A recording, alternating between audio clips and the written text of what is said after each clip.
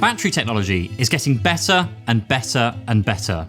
But when you realise that getting 4+ hours of screen on time per day is literally as much as 60 days every year staring at your phone screen, and that's just 4 hours, which is just the average that many people spend on their phone every single day.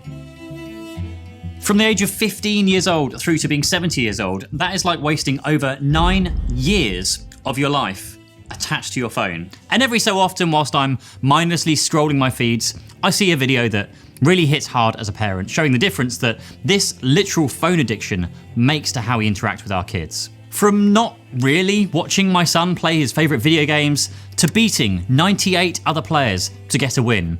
And just being there whilst my daughter colours and writes her incredible love notes that she loves to leave around the house for us, which I never want her to stop, by the way.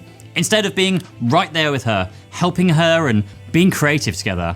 Now, for the past week, I've made a notable effort to do what I've always told myself I should do, and that's to reduce my screen time to as little as possible. And so in this video, I want to share with you exactly what you can do to reduce your screen time. I want to give you over a decade of your life back.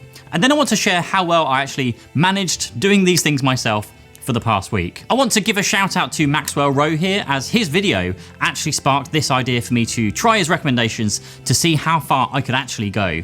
And pretty much all of these you can do on both iPhone and Android phones, but for the purpose of this video, I'll be using my phone, the S24 Ultra here. Now, easy one to begin with, switch your phone to silent mode. You just don't need your phone beeping and blinking and interrupting you during your day. So flick or press the mute switch, swipe down on Android and mute your device. And if you really want or need to, this is something you can only do on Android right now. You can granularly set your audio settings so your phone will still ring if someone calls you, but everything else is muted. The next step is to switch off your notifications for pretty much every app. Now, I actually did this for a few apps already, but it's not until I started looking through the list that I realised how little I had actually done. Now, in some cases, I realised I was actually getting double notifications from when someone had messaged me on WhatsApp, and then it would notify me a second time on another social messaging app that I was using. So switch off everything. You don't need to be distracted by breaking news. You definitely don't need to be interrupted by any social media apps. Duolingo can wait. I was even getting notifications from the weather app and Google Photos. So switch all of these off. And if you really don't want to miss something, like maybe you do want to know that someone has sent you a message, you can just leave on the badge notifications so you know there's something for you when you pick up your phone and manually check to see what's there. Now, the next step is a bit of a bold step, but it can really make a dramatic difference to your phone habits. And that is to totally remove, delete, and uninstall any app that you already know takes up too much of your time. Now, I would say here that this is especially important for social media apps like TikTok, Instagram, even YouTube, because they are designed to try everything they can to grab your attention the second you open that app, curating this personalized list of videos that are designed to keep you in and using and scrolling in that app as literally long as humanly possible. Now, I'm sure we've all had this same issue, but I have a huge problem with posting my content on various platforms. The number of times I go to post, one of my videos, and then an hour later, I finally come to my senses and wonder where the last hour had gone when I should have been doing something else, but instead I'd just been, scrolling on TikTok. And it's the same with Instagram, Facebook, YouTube. It really is a problem. Now, if you really have to, you can get to them from a desktop computer where they are far less likely to take up, an hour of your time each time. And then taking this a step further, clean out your homepage. Remove everything from there aside from the essential apps. Now, that might be your phone, your calendar, music, messaging, and a web browser perhaps, but you do you here, pick the apps that you actually want to use every day, not ones that are constantly nagging for your attention. Just move all the other apps onto other pages or remove them if you can, hide them away so you can't quickly and easily scroll to them and again, get distracted by them. Now, the next one made a big difference for me on my S24 Ultra, and that is turning off tap to wake and raise to wake. Now, the number of times I would, just out of habit, be sat there and maybe at a table talking to my friends and just tap my phone screen where my mind was just like, oh, let's check what the time is. Even though I'm wearing a watch, silly thing, when really it was an opportunity for my, subconscious brain to see that I had notifications, again, that needed my attention, to then inexplicably pick up my phone and interact with it when I had no real intention of doing so. Now, raising to wake was also the same. I'd be on my way out, I would pick up my phone, the screen would then wake up, and yet again, I'd be sucked into checking my social media or reply to messages or emails. So just preventing your phone from automatically waking up and just letting you glance at those distracting notifications is a quick and very easy win right here.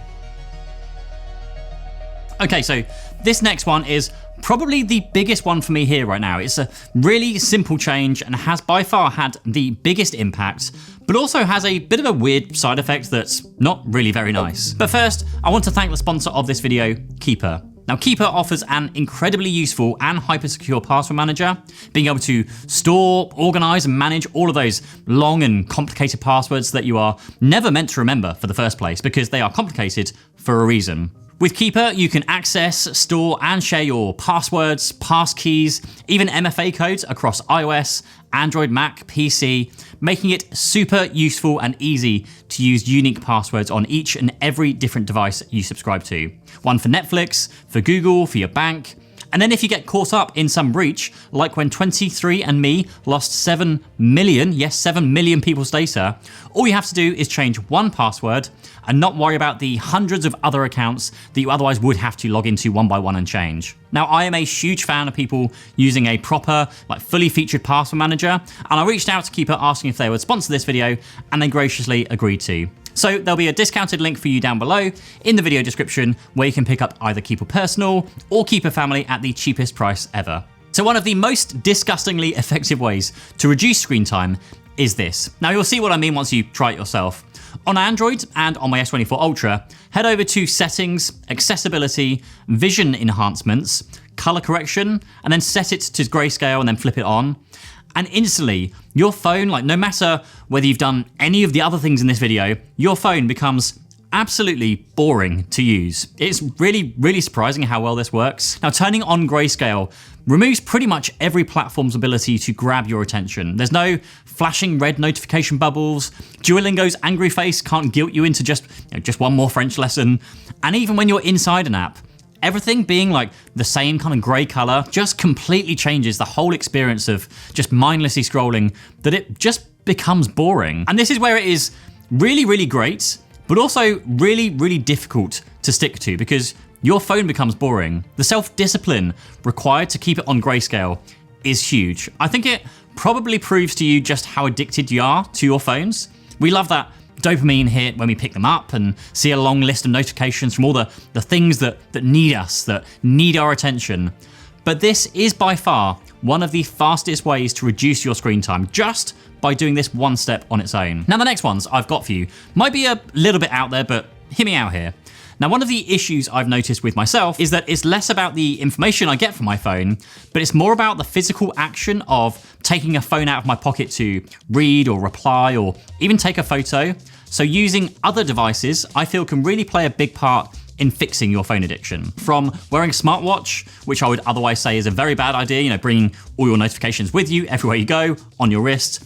But it can also be a positive. As long as you all have all those nagging notifications switched off, then a smartwatch can be great because it just prevents you from even reaching into your pocket and pulling your phone out in the first place. A quick glance to read a message or see who is calling you before you reach for your phone can be great if done responsibly. And likewise, one of my favorite tech products of this year actually is actually the Meta Ray-Ban glasses. Now, these things alone have given me the ability to use my phone way less. Reading messages out to me, letting me send messages, being able to take photos without reaching for my phone, and sometimes interrupting, which is kind of quite a spur of the moment event, particularly with kids who don't stand still.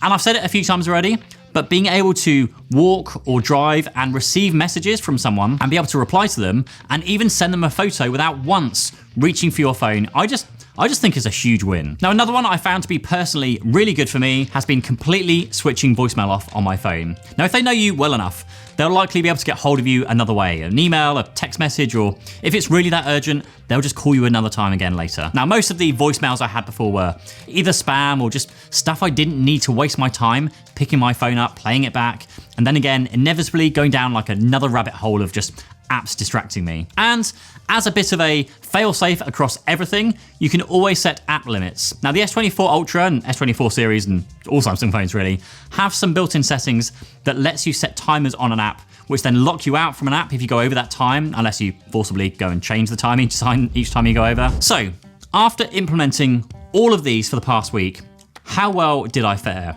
Actually, fairly well. I managed to reduce my screen time down from 4+ hours per day to half of that, and in some cases under 1 hour per day.